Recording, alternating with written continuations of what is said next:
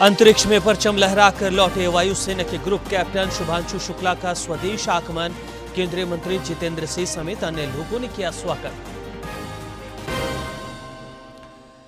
मुख्यमंत्री ने गुरुजी के प्रति स्नेह, सम्मान और समर्पण के लिए लोगों का जताया आभार। बोले, दिशोम गुरु वट वृक्ष की तरह उनके आदर्श आने वाली पीढ़ियों का करते रहेंगे मार्गदर्शन।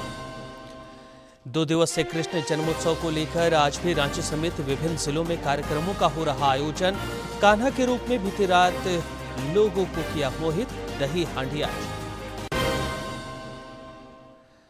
और डूरंड कप में आज जमशेदपुर फुटबॉल क्लब और डायमंड हार्बर एफसी के बीच क्वार्टर फाइनल मुकाबला।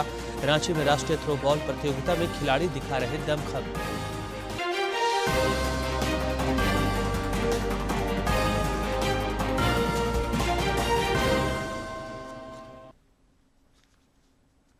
नमस्कार, खबरें झारखंड में स्वागत है आपका। मैं हूं रियाज आलम और अब समाचार विस्तार से। प्रधानमंत्री नरेंद्र मोदी आज राष्ट्रीय राजधानी दिल्ली में लगभग 11,000 करोड़ रुपए की लागत से निर्मित 2 राजमार्ग परियोजनाओं का उद्घाटन करेंगे।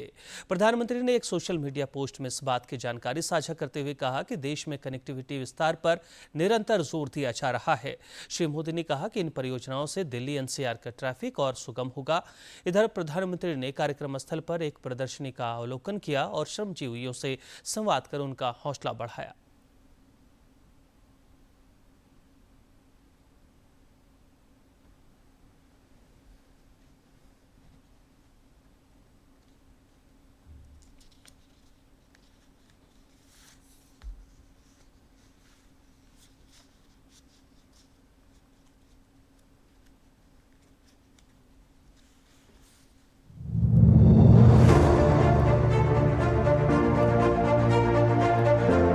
दिल्ली एनसीआर के सड़क नेटवर्क में क्रांति लाने वाली परियोजना द्वारका एक्सप्रेसवे केवल एक राजमार्ग नहीं बल्कि इंजीनियरिंग और डिजाइन का अद्वितीय नमूना है।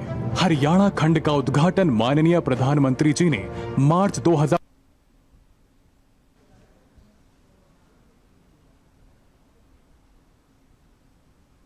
तो प्रधानमंत्री नरेंद्र मोदी ने सबसे पहले प्रदर्शनी का अवलोकन किया। उसके बाद जो द्वारका एक्सप्रेस वे के दिल्ली खंड को बनाने वाले ये जो श्रमिक हैं उनके साथ प्रधानमंत्री नरेंद्र मोदी ने संवाद किया, बातचीत की। ये वो कंस्ट्रक्शन वर्कर्स हैं जिन्होंने ये द्वारका एक्सप्रेस वे का दिल्ली खंड बनाया है। और आपको बता दें कि बेहद ही आधुनिक तरीके से इस द्वारका एक्सप्रेस वे के दिल्ली खंड को बनाया गया है, क्योंकि ये प्रधानमंत्री जो ये द्वारका एक्सप्रेस वे के दिल्ली खंड का उद्घाटन करने वाले हैं, ये द्वारका एक्सप्रेस वे 10.1 किलोमीटर लंबे दिल्ली खंड है। और आपको बता दें कि इसका मुख्य उद्देश्य यही रहने वाला है कि जो घंटों जाम लगा रहता था उससे कहीं ना कहीं मुक्ति मिलने वाली है। जो सफ़र 2-2 घंटे में पूरा होता था वो करीब अब सिर्फ 20 मिनट में पूरा हो जाएगा।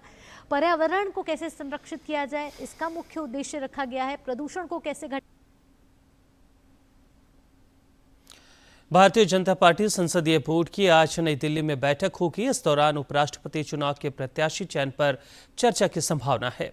समसामयिक राजनीतिक विषयों पर भी विचार विमर्श होने की उम्मीद है। भारतीय जनता पार्टी ने अपने संसदीय बोर्ड की आज एक अहम महत्वपूर्ण बैठक बुलाई है। जानकारी के अनुसार ये बैठक आज शाम को होने वाली है। बैठक में प्रधानमंत्री नरेंद्र मोदी, भाजपा अध्यक्ष जेपी नड्डा, गृह मंत्री अमित शाह और रक्षा मंत्री राजनाथ सिंह के साथ संगठन महासचिव BL संतोष समेत पार्टी के वरिष्ठ नेता शामिल होने वाले। इस बैठक में अन्य महत्वपूर्ण राजनीतिक मुद्दों के अलावा उपराष्ट्रपति पद के उम्मीदवार का नाम तय किए जाने की संभावना जताई जा रही है। भारतीय अंतरिक्ष यात्री ग्रुप कैप्टन शुभांशु शुक्ला आज तड़के नई दिल्ली पहुंचे। केंद्रीय मंत्री जितेंद्र सिंह, दिल्ली की मुख्यमंत्री रेखा गुप्ता और भारतीय अंतरिक्ष अनुसंधान संगठन के अध्यक्ष डॉक्टर वी नारायणन ने हवाई अड्डे पर उनका स्वागत किया।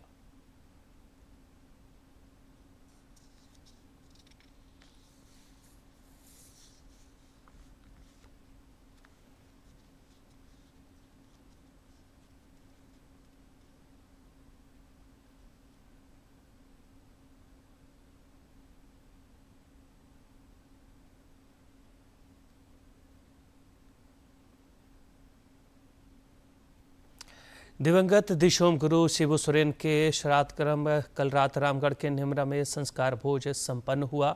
संस्कार भोज कार्यक्रम देर रात तक चलता रहा। राज्य के अलावा देश भर के खास मेहमान और कई प्रमुख हस्तियां संस्कार भोज का हिस्सा रही। मुख्यमंत्री और परिवार के अन्य सदस्य मेहमानों की खातिरदारी में लगे रहे। मुख्यमंत्री ने एक सोशल मीडिया पोस्ट में गुरुजी के प्रति स्नेह, सम्मान और समर्पण के लिए लोगों का आभार जताया। उन्होंने कहा कि वट वृक्ष की तरह दिशोम गुरु के आदर्श आने वाली पीढ़ियों का मार्गदर्शन करते रहेंगे।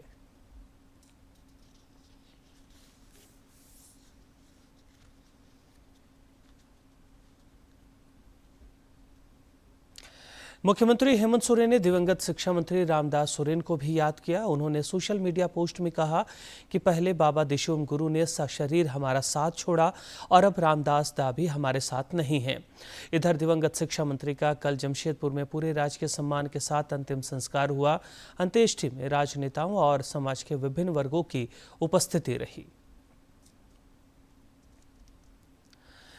गोड्डा में सूर्य हांसदा पुलिस एनकाउंटर का मामला गर्माता जा रहा है। भाजपा की 7 सदस्यीय जांच समिति आज गोड्डा में दिवंगत सूर्य हांसदा के परिजनों से मिलकर मामले की जानकारी लेगी। इस टीम में पूर्व केंद्रीय मंत्री अर्जुन मुंडा, पूर्व नेता प्रतिपक्ष अमर बावरी, पूर्व मंत्री भानु प्रताप शाही, पूर्व सांसद सुनील सोरेन, पूर्व विधायक अमित मंडल और रणधीर सिंह तथा महिला मोर्चा की प्रदेश मंत्री अनिता सोरेन शामिल हैं। भाजपा इस मामले की सीबीआई जांच की मांग कर रही है। पार्टी ने पुलिस एनकाउंटर पर सवाल उठाए। लातेहार में पुलिस ने अपराध की योजना बनाते 7 अपराधियों को गिरफ्तार किया है। इनकी गिरफ्तारी बालूमाथ थाना क्षेत्र के जंगल से हुई है। इन अपराधियों के पास से 2 पिस्तौल, कारतूस और मोबाइल बरामद किए गए हैं।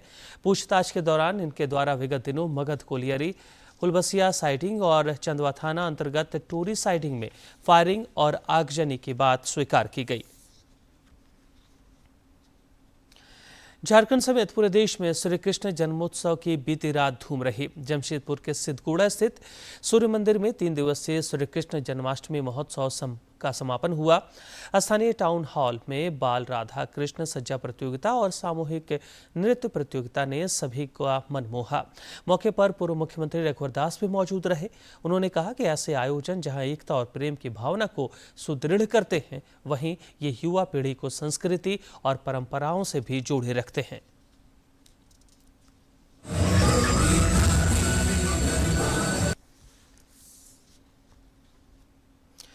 जन्माष्टमी पर कोडरमा के झुमरी तलैया स्थित चाराडी के राधा कृष्ण मंदिर में गंगा आरती का आयोजन हुआ।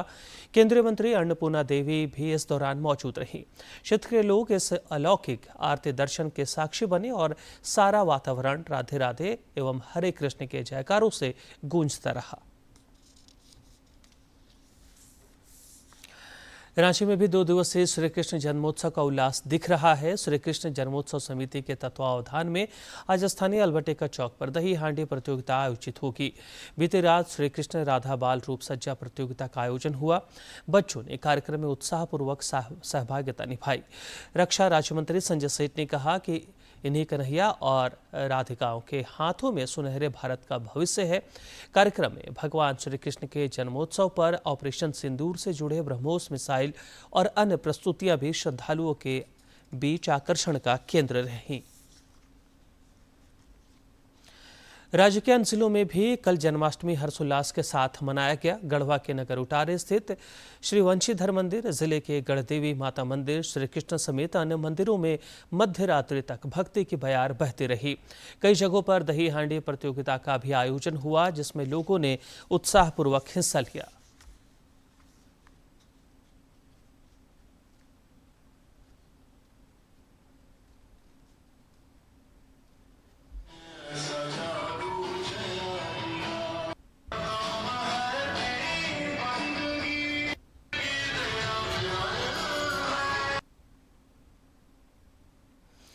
भगवान श्री कृष्ण की जन्मभूमि मथुरा में भी जन्माष्टमी की धूम रही। इस अवसर पर श्री कृष्ण जन्मभूमि मंदिर में शिशु भगवान कृष्ण की प्रतिमा का दूध से अभिषेक किया गया। कार्यक्रम में कृष्ण भक्तों का सैलाब नजर आया। 20 मिनट के आसपास लग जाते हैं। पयोनिधि स्नान होता है, अभिषेक होता है। उसके पश्चात ये अभिषेक, इसके पश्चात जब ये अभिषेक पूरा हो जाएगा और श्रृंगार का हो जाएगा। तब श्रृंगार आरती होगी लगभग 12:40 पर। और उसके पहले तो ये छवि अपने आप को बहुत ही अहोभाग्यशाली समझ रहे हैं वो लोग जो इस समय यहाँ पर पहुँच पाए हैं। और ये बाल गोपाल हैं, तो मेरे मन में श्रुति एक चीज़ ये भी आ रही थी कि देखिए हर भगवान के बहुत सारे नाम होते हैं। 1001 नाम, 108 नाम तो बहुत लोगों के हैं, लेकिन प्रभु श्री कृष्ण के साथ एक बात और है, इनके नाम ऐसे बहुत से नाम हैं जो लोगों ने दिए हैं। जो सामने उनकी लीला देख रहा है उसने लीला से एक नाम दे दिया। मेरे मन में कुछ नाम आ रहे थे, मैंने सोचा क्यों ना आइए मिलजुल कर हम लोग सोचते हैं। जैसे मुरली मनोहर हम खूब जानते हैं क्योंकि उनके हाथ में मुरली देखी तो मुरली मनोहर हो गए। नंद के लला हैं, नंद लला हो गए, नंद गोपाल हो गए, कोई नंद किशोर कहने लगा, किसी ने देवकी नंदन कहा, किसी ने यशोदा नंदन कहा। श्याम रंग के हैं और सुंदर तो भाई सम्मोहित करने वाले सुंदर हैं, तो श्याम सुंदर हो गए। गौ को प्रिय है, गौ की सेवा भी करते हैं, तो गोविंद हो गए। गोवर्धन उठा लिया, बहुत छोटे से थे, करीब 6 साल के, तो वो गिरधारी बन गए। केशव, इसके बारे में 2 बातें कही जाती है। एक तो उनके केश बड़े घुंघराले थे, बड़े अच्छे से थे, और दूसरा केशी नाम का दैत्य था जिसका इन्होंने संहार। रांची के कांके रोड स्थित इस्कॉन मंदिर में भी श्री कृष्ण उत्सव धूमधाम से मनाया गया। लड्डू गोपाल के जन्मोत्सव में कृष्ण भक्तों की जबरदस्त भागीदारी देखने को मिली। कार्यक्रम की शुरुआत मंगल आरती और श्री कृष्ण जन्मोत्सव की मंगल घोषणाओं के साथ हुई।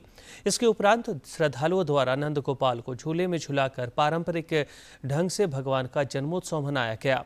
भक्तों के लिए ब्रज के 12 वनों का आकर्षक और जीवंत प्रारूप प्रस्तुत किया गया, जिसमें श्रद्धालुओं ने भगवान की लीलाओं का अनुभव कर आध्यात्मिक आनंद प्राप्त किया।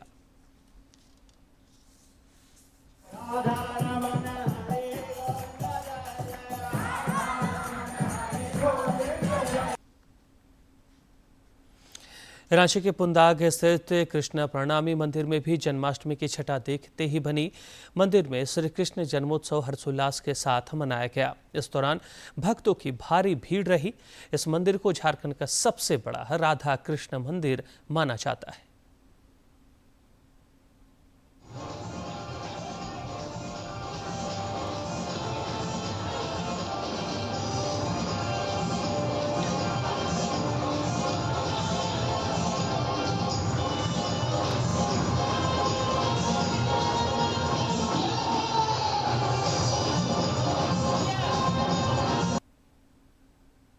भारत के इलेक्ट्रॉनिक्स निर्यात क्षेत्र में जोरदार बढ़ोतरी देखने को मिल रही है। वित्त वर्ष 2025-26 की पहली तिमाही में इलेक्ट्रॉनिक्स वस्तुओं के निर्यात में 47% की वृद्धि दर्ज की गई है।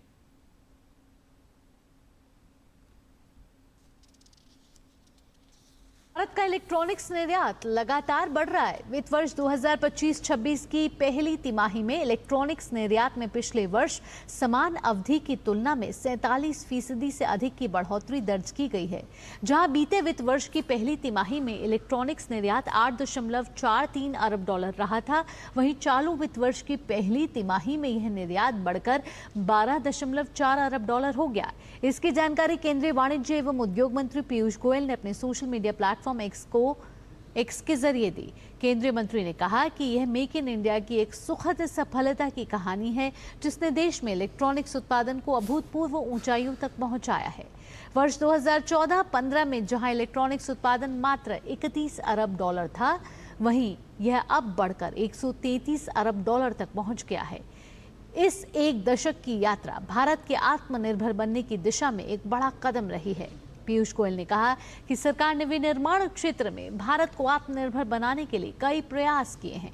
परिणाम स्वरूप 2014 में हमारे पास केवल 2 मोबाइल विनिर्माण इकाइयां थीं, जो आज बढ़कर 300 से अधिक हो गई हैं। उन्होंने कहा कि हमारा देश एक समय पर मोबाइल आयातक हुआ करता था, लेकिन आज हम दुनिया के दूसरे सबसे बड़े मोबाइल फोन निर्माता बन चुके हैं। केंद्रीय मंत्री ने कहा कि इलेक्ट्रॉनिक्स क्षेत्र में रोजगार के बड़े अवसर पैदा किए गए हैं। Solar modules, networking devices, charger, adapters और अन्य इलेक्ट्रॉनिक्स पुर्जों जैसे उत्पादों ने भी भारत के निर्यात को मजबूती देने में अहम भूमिका निभाई है। और अब कुछ खबर राज्य के विभिन्न जिलों से फटाफट अंदाज में।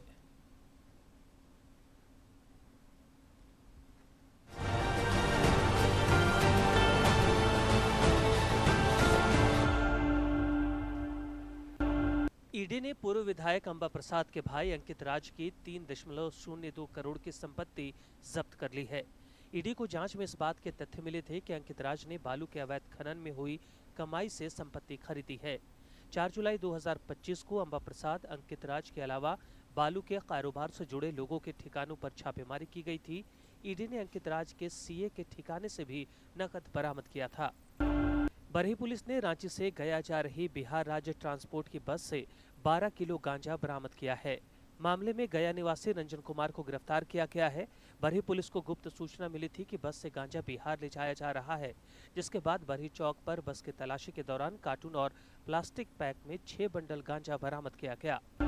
स्वतंत्रता दिवस पर लातेहार प्रशासन ने जिला वासियों को डिजिटल तोहफा दिया है।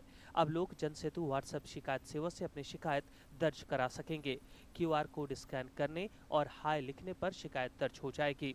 व्हाट्सएप नंबर 6287399707 पर भी शिकायत दर्ज कराई जा सकती है।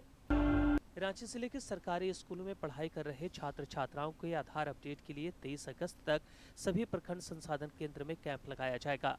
इस संबंध में जिला शिक्षा पदाधिकारी ने सभी स्कूलों के प्राचार्य और प्रधानाध्यापकों को पत्र लिखा है। राज्य सरकार द्वारा कक्षा 9 से 12 तक के छात्रों का आधार कार्ड मैंडेटरी अपडेट करने का आदेश दिया गया है, ताकि सरकारी योजनाओं का लाभ प्राप्त करने में छात्रों को परेशानी न हो। रांची में हजरत इमाम हुसैन और करबला के शहीदों की याद में शुक्रवार को चहलुम का मातमी जुलूस निकाला गया। जुलूस मेन रोड विश्वकर्मा मंदिर लेन स्थित अनवर आर्किड से लेकर करबला चौक तक निकाला गया। जुलूस से पूर्व अनवर आर्किड में मजलिसे अरबीन का आयोजन किया गया। भूटान में 20 से 31 अगस्त तक सैफ अंडर 17 बालिका फुटबॉल प्रतियोगिता के लिए इंडिया फुटबॉल टीम में झारखंड से 7 बालिका खिलाड़ियों का चयन किया गया है। इनमें गुमला जिला के 5 जबकि रांची और हजारीबाग की 1-1 खिलाड़ी हैं। चयनित खिलाड़ियों में गुमला आवासीय सेंटर की सूरजमुनि कुमारी, एलिजाबेथ लकड़ा, अनिता डुंगडुंग, विनीता बाहेरू और बीना कुमारी हैं। वहीं अनुष्का कुमारी आवासीय बालिका फुटबॉल प्रशिक्षण केंद्र हजारीबाग और दिव्यानी लिंडा स्टार वॉरियर रांची से हैं।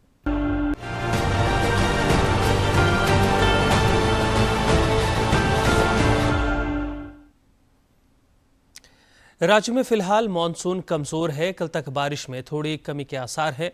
19 अगस्त को राज्य के पूर्वी और पश्चिमी सिंहभूम, सरायकेला खरसावां, सिमडेगा, गढ़वा, चतरा, पलामू और लातेहार जैसे जिलों में भारी बारिश को लेकर मौसम विज्ञान केंद्र ने चेतावनी जारी की है। इस अवधि में आंधी और वज्रपात को लेकर येलो अलर्ट जारी किया गया है। 21 और 22 अगस्त को भी राज्य के कुछ क्षेत्रों में भारी बारिश के आसार को देखते हुए मौसम केंद्र ने अलर्ट जारी किया है। लौनगरी जमशेदपुर में आज Durand cup quarter final match खेला जाएगा। सेमीफाइनल का टिकट पक्का कराने के लिए जमशेदपुर एफसी और डायमंड हार्बर एफसी की भिड़ंत होगी। जमशेदपुर एफसी अब तक प्रतियोगिता में अजेय रही है और खेल प्रशंसकों को क्वार्टर फाइनल में बेहतर प्रदर्शन की उम्मीद है। क्वार्टर फाइनल मैच के लिए लौनगरी तैयार है। स्टेडियम में दर्शकों का प्रवेश निःशुल्क रहेगा। रांची के होटवार स्थित खेलगांव में 48वीं senior national throw ball championship का आज दूसरा दिन है। प्रतियोगिता में खिलाड़ी दमखम दिखा रहे हैं। चैंपियनशिप के पहले दिन कल झारखंड के खिलाड़ियों ने बेहतरीन प्रदर्शन करते हुए असम को हराया। वहीं महिला वर्ग में मेजबान टीम ने अरुणाचल प्रदेश की टीम को पराजित किया। उद्घाटन समारोह में मौजूद राज्यसभा सांसद प्रदीप वर्मा ने 25 राज्यों से आए खिलाड़ियों का उत्साह बढ़ाया। उन्होंने कहा, यह प्रतियोगिता केवल खेल नहीं बल्कि भाईचारा, अनुशासन और राष्ट्रीय एकता का भी प्रतीक है। भूटान में 20 से 31 अगस्त तक आयोजित होने वाले सैफ अंडर 17 बालिका फुटबॉल प्रतियोगिता के लिए भारतीय टीम की घोषणा कर दी गई है। इस टीम में झारखंड की 7 बेटियों को भी जगह मिली है। इनमें गुमला की सूरजमुनि कुमारी, एलिजाबेथ लकड़ा, अनिता डुंगडुंग, विनीता होरो, वीना कुमारी, हजारीबाग की अनुष्का कुमारी और रांची के दिव्यानी लिंडा शामिल है।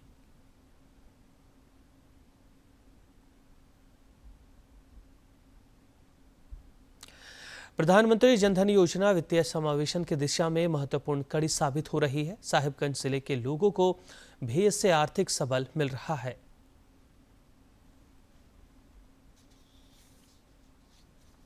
और किफायती तरीके से वित्तीय सेवाओं को लागू करने के लिए केंद्र सरकार ने प्रधानमंत्री जनधन योजना की शुरुआत की।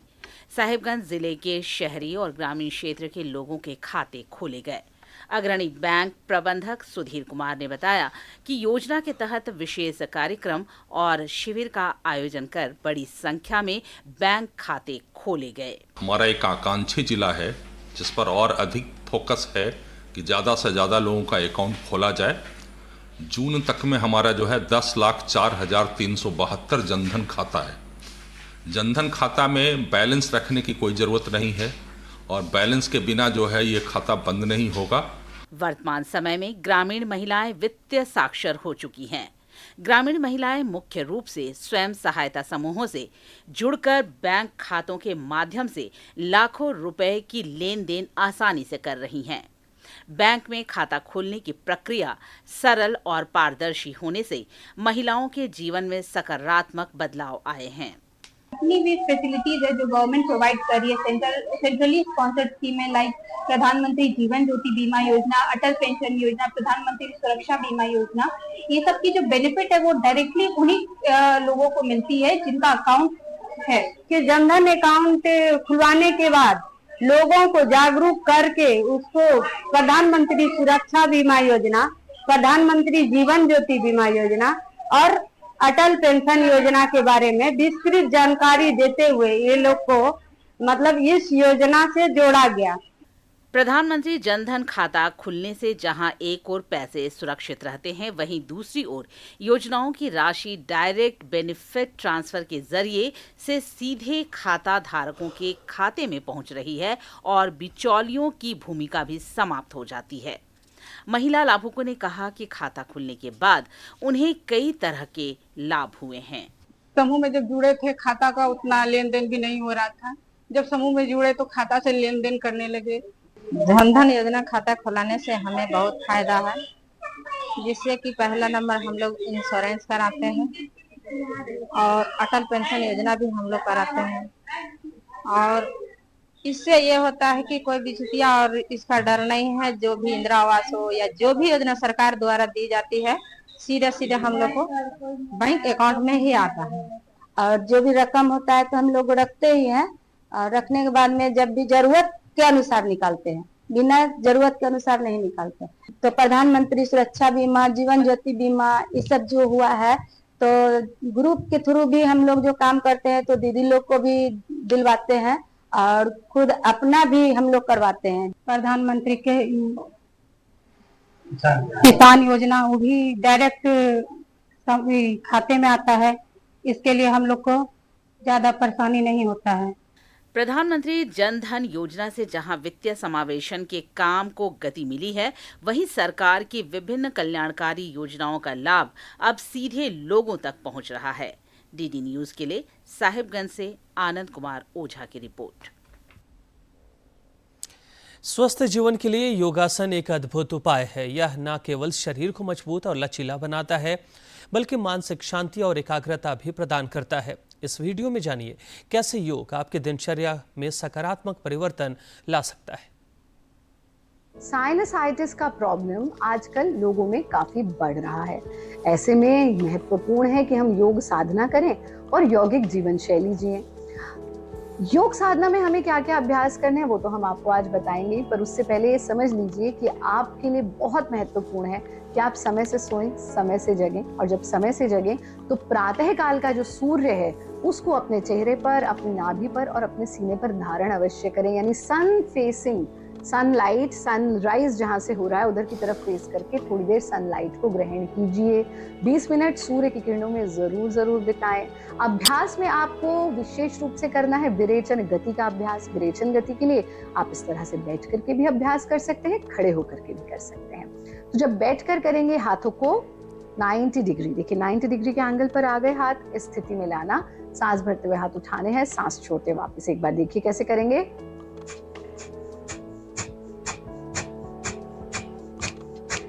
ऐसा 25 बार 25 टाइम्स किया, फिर दोनों हाथों को खोल दिया। Inhale, deep inhalation and then exhale. 3 times ऐसा करेंगे, वापस ले आएंगे। 25 एक्सहेलेशन का एक राउंड है। आपको आरंभ में 4 राउंड से शुरू करना है, बढ़ाते बढ़ाते 8 राउंड तक आप इसे ले जा सकते हैं। विरेचन गति का नियमित अभ्यास साइनसाइटिस के पेशेंट्स के लिए तो रामबाण है ही, ये कोई अतिशयोक्ति नहीं होगी अगर हम कहें कि भारत योग की विरेचन गति हर रोग का समाधान है। इसीलिए ये निरापद प्रैक्टिस है, सबको इसका अभ्यास अवश्य करना चाहिए। दूसरा अभ्यास भारत योग की ही गुंजन गति का हम करेंगे। गुंजन गति, क्योंकि साइनसाइटिस जो है वो हमें तो लगता है कि सिर्फ नाक से जुड़ा हुआ है, अरे पर सर में भी दर्द हो रहा है, अरे ये तो पूरे हमारे इस कपाल क्षेत्र को प्रभावित कर रहा है। इसलिए महत्वपूर्ण है कि हम गुंजन गति का अभ्यास करें। पहली उंगली से अपने कानों के फ्लैप बंद कर लेंगे, यानी कान के अंदर उंगली नहीं डालनी है। कान आपका एक छोटा कान है यहाँ पर, उसके फ्लैप, उसे हम कान का फ्लैप कहते हैं, उसको बंद करना है। तो इस स्थिति में आना, गुंजन करनी है, भ्रमर गुंजन, लेकिन गति के साथ। कैसे करेंगे?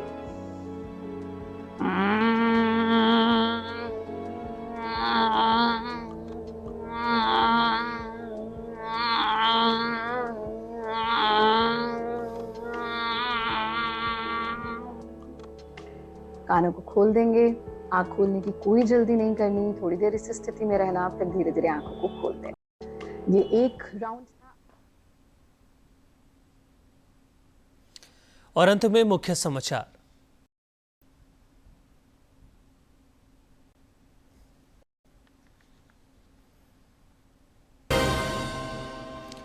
अंतरिक्ष में परचम लहराकर लौटे वायुसेना के ग्रुप कैप्टन शुभांशु शुक्ला का स्वदेश आगमन। केंद्रीय मंत्री जितेंद्र सिंह समेत अन्य लोगों ने किया स्वागत। मुख्यमंत्री ने गुरुजी के सम्मान और समर्पण के लिए लोगों का जताया आभार। बोले, दिशोम गुरु वट वृक्ष का करते रहेंगे मार्गदर्शन। 2 दिवसीय कृष्ण जन्मोत्सव को लेकर आज भी राज्य समेत विभिन्न जिलों में कार्यक्रमों का हो रहा आयोजन। कान्हा के रूप ने बीती रात लोगों को किया मोहित, दही हांडी आज। और डूरंड कप में आज जमशेदपुर फुटबॉल क्लब और डायमंड हार्बर एफसी के बीच क्वार्टर फाइनल मुकाबला। रांची में बॉल प्रतियोगिता में खिलाड़ी दिखा रहे दमखम।